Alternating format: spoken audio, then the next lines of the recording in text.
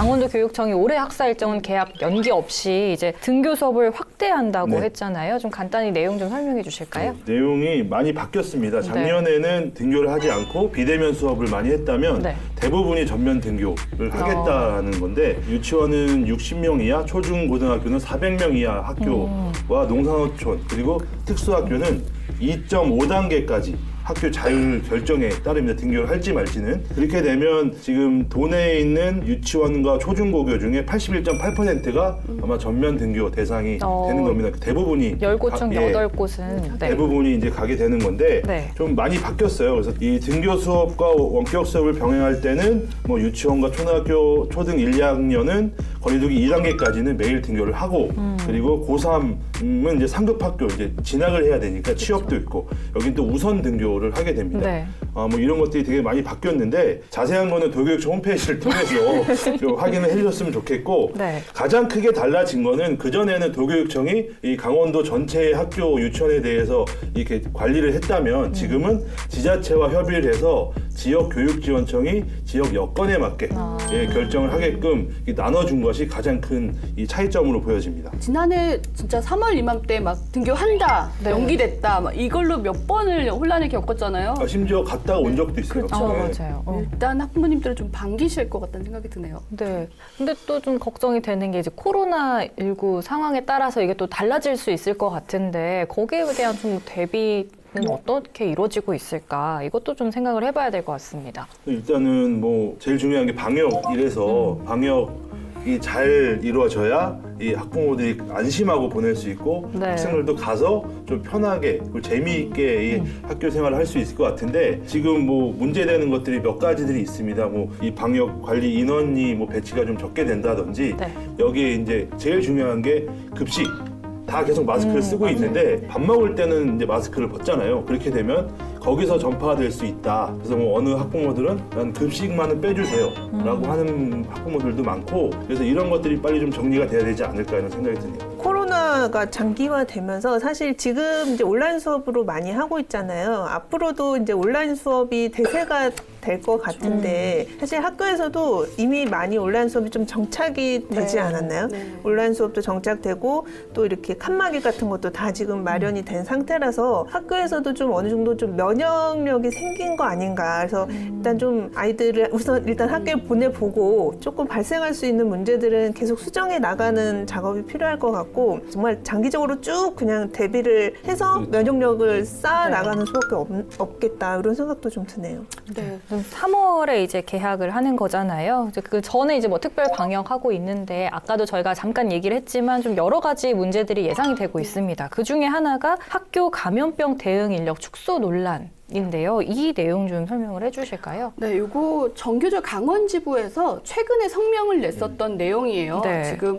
새 학기부터 등교 수업은 확대해서 많은 아이들이 학교를 오게끔 하겠다라는 방침은 나왔는데 그에 반해서 아이들을 보호해야 할 감염 대응 인력들은 줄어든다. 뭐 이거거든요. 근데 이게 지금 교육청에서 내놓은 감염병 대응 지원 인력 지침이라는 게 있어요. 그 운영 방안에 따르면 이 20학급이 이상이 되는 학교는 3명의 대응 인력을 배치하겠다라는 거거든요. 네. 이게 지난해 절반 정도의 인원이래요. 그러니까 많이 줄어든 게 되고 또 20학급 이상에 모두 3명 정도를 배치하게 되면 학생 수가 500명일 경우에도 3명, 또 학생 수가 1000명이 될 경우에도 3명에 불과하게 돼서 이렇게 될 경우에 아이들의 안전이 위협받을 수 있다라는 게 이제 정교조의 입장이었고 그에 따른 대책이 필요하다라는 건데 사실 교육청에서는 이게 예산에 따른 최소한의 기준이라고 밝히긴 했어요. 그리고 이후에는 추가 예산 확보를 통해서 인원을 더 늘릴 계획이다라는 입장을 네. 내놓기는 했습니다. 근데 아직은 이제 이루어지지 않아서 불안감이 좀 있는 거죠. 결국은 이제 예산 문제인 거죠. 예산 문제. 근데 그것도 좀 형평성에 좀 어긋난다 생각을 해요. 예산이 많은 이 지자체들은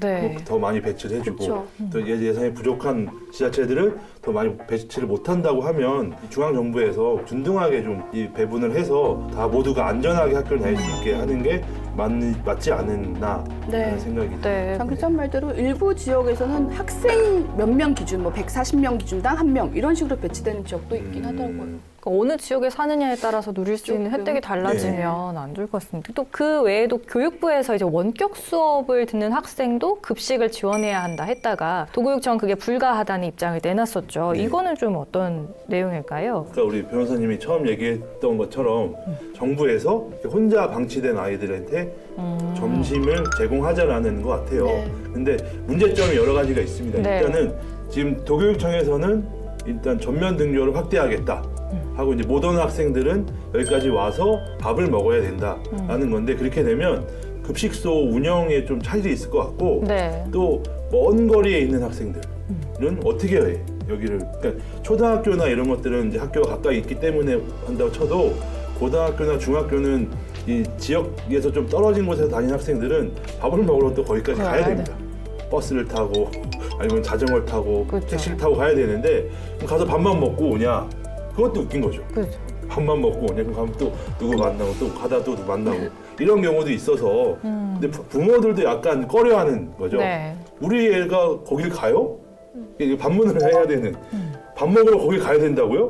근데 모이면 이거 다 벗는데 싫어요 라고 하는 학부모들이 많기 때문에 이건 교육부와 이 지역교육청에서 잘 좀 네. 논의를 했으면 좋겠습니다. 빠른 시간 안에. 뭐 쿠폰이나 뭐 꾸러미 같은 형식으로 전달을 하거나 그런 것도 논의를 할 수가 있겠네요. 예전에 이제 그 이제 처음에 초창기에 꾸러미를 배달해 네네. 줬잖아요. 근데 대부분이 이제 조리를 안 한 식품들이기 때문에 결국 이제 부모나 이제 할머니나 이런 분들이 와서 조리를 해줘야 되는 게 있어서 아니면 인스턴트 식품을 줘야 되는데 그것도 이제 부모들이 싫어하는 거라서 그건 약간 또 차이가 있을 것 같습니다. 일단은 등교를 확대한다고 했기 때문에 이 강원도에 10개 중에 8개 학교가 학교를 가니까 나머지 2개 학교 정도에 대한 이 대비책만 좀 마련해 두면 큰 문제는 없을 것 같습니다. 아마 기본 취지는 뭐 여러 가지가 있을 것 같아요. 1차적으로는 이 급식이 중단이 되면 네. 이 지역 농가에도 피해가 그렇죠. 좀 네. 운영이 되기 때문에 이래서 급식을 좀 확대하면 지역 농가도 좀 경제적으로 상생할 수 있는 그런 기대도 있어서 아마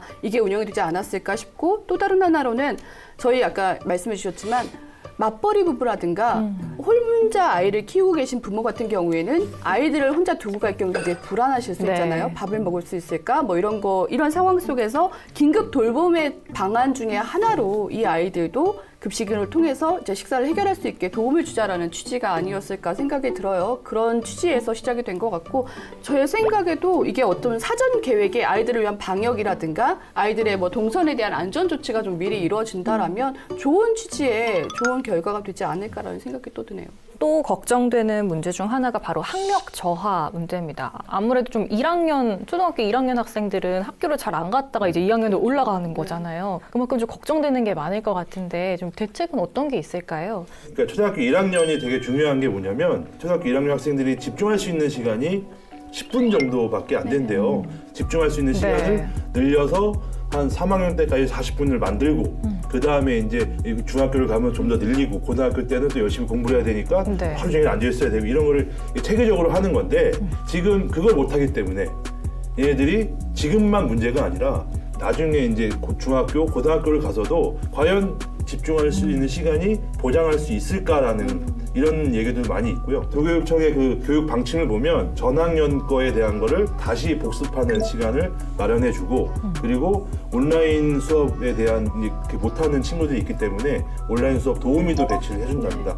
이렇게 해서 아마 학력 격차가 너무 지금 벌어지기 때문에 이걸 좀 더 줄여주기 위한 이제 각층의 노력이 부모들도 그렇고 선생님 그리고 이제 그 일반 사회에서도 네. 이 학생들에 대한 이 학력 격차에 대한 거를 좀 더 강하게 좀 마련을 해야 되지 않을까. 그러니까 아무래도 그러니까 뭐 부모님이 옆에서 돌봐주는 학생들도 좀 따라가기가 버거운데 뭐 조손 가정이라든가 네. 한부모 가정 같은 그렇죠, 경우는 그렇죠. 특히나 격차가 벌어질 수밖에 없을 것 같아요. 그래서 이런 교육 격차를 해소하는 법안을 만들어야 한다. 뭐 이런 말도 나온다던데 그건 좀 어떤 내용일까요? 그런 실질적인 프로그램도 물론 중요하고 또 국회에서도 이제 코로나로 너무 이제 교육 격차가 커지니까 이거를 교육 불평등을 좀 해소하기 위한 법안을 좀 마련을 하고 있습니다. 그래서 더민주의 강득구 의원이 온라인 수업 장기화에 따른 학력 격차 심화가 우려된다라는 취지로 교육 격차를 줄이고 교육 현장의 불평등을 줄이자는 취지의 이제 법안을 발의를 했습니다. 그래서 주요 그 골자는 교육 불평등 지표를 마련하고 실태 조사를 해서 어느 정도 차이가 벌어지는지 확인을 하고 또 5년 단위로 교육 학력 격차를 줄일 수 있는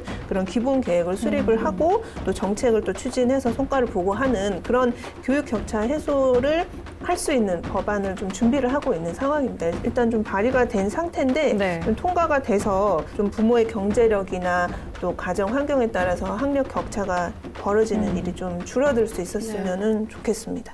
네, 그럼 그런 관련 제도들이 좀 만들어져서 그런 것들을 좀 보장해 줄 수 있으면 좋겠습니다.